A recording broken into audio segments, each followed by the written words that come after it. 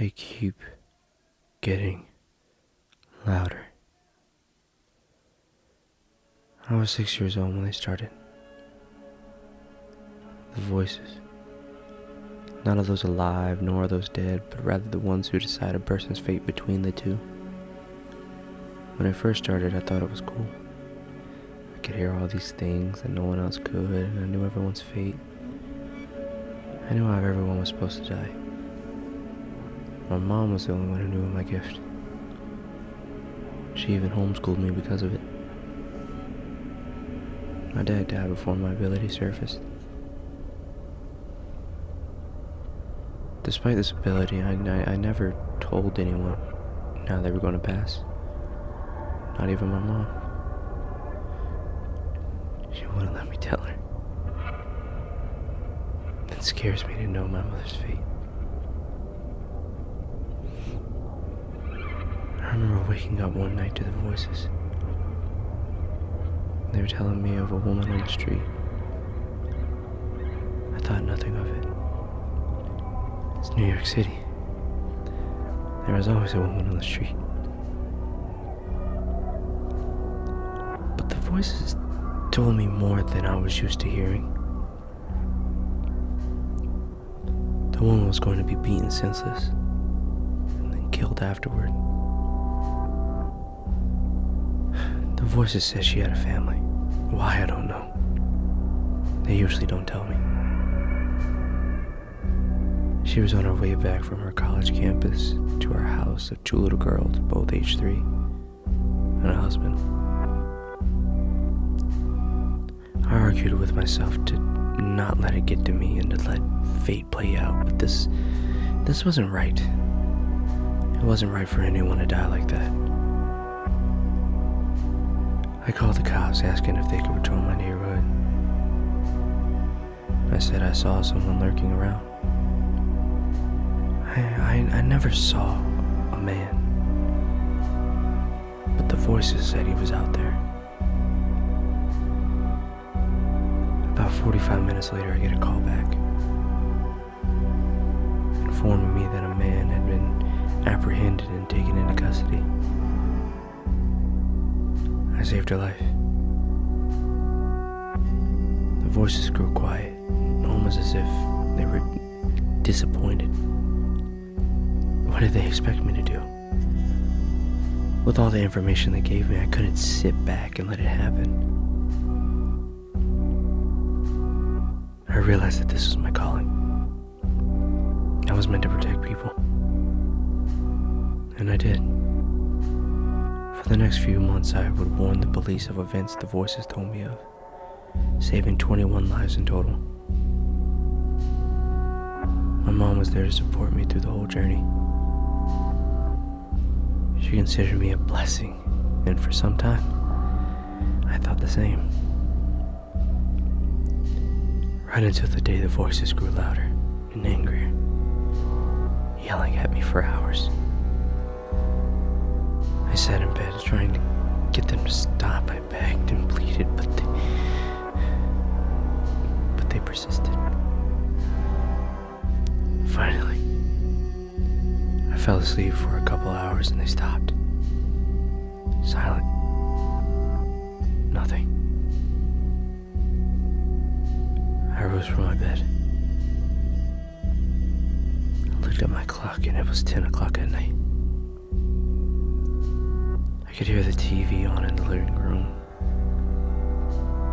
I got up and made my way out of my room and down the narrow hallway lined with the pictures of my family.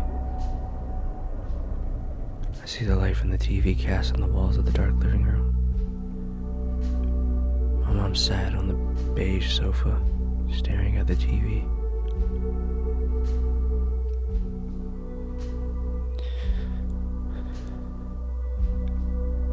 The woman. The woman I saved was found murdered along with her family. Her 2 girls were found on a sidewalk. They were thrown out of the window of the 20th floor.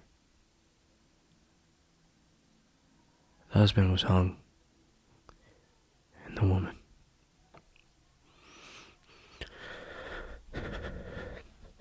The woman. She was found tortured and drowned in a river. And that wasn't it. All 21 of the people I saved died in various horrific ways, as well as their families. I can help them avoid death.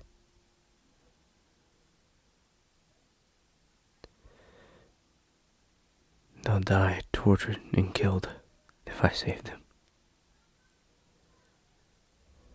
The voices were mad that I saved them. Why do I have this ability if I can't help people? Why? I back up in horror. The floor creaks, grabbing my mom's attention. She asked what I was doing. I was so late.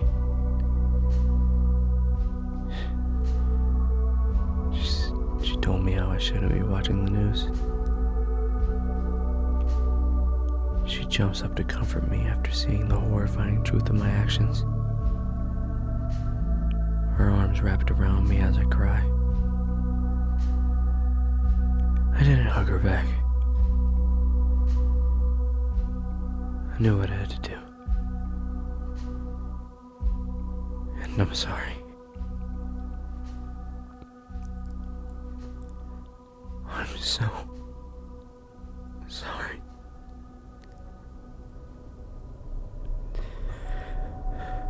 My mom let me go. And she gestured for me to go back to bed. And I did.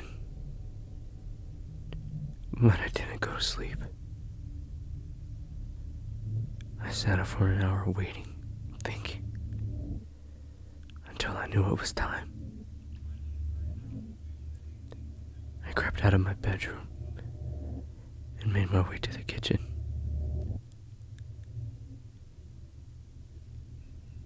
I grabbed a knife and made my way to my mother's room. She was asleep as I snuck in. So peaceful and unsuspecting of the 10-inch blade that entered her chest.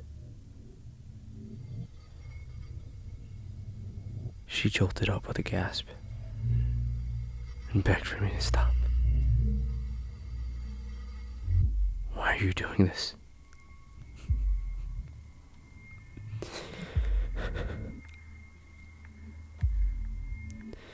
My mom was supposed to die a week ago.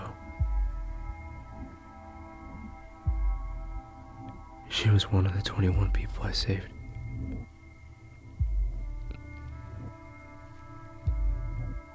A burglar was meant to kill her. But I had to fuck it up. Blood began pooling from her mouth. And I just kept going until her eyes grew dead and her body limp. It was over. I thought it was over. But the voices began to grow loud once again, yelling and screaming at me. They grew louder and louder until I realized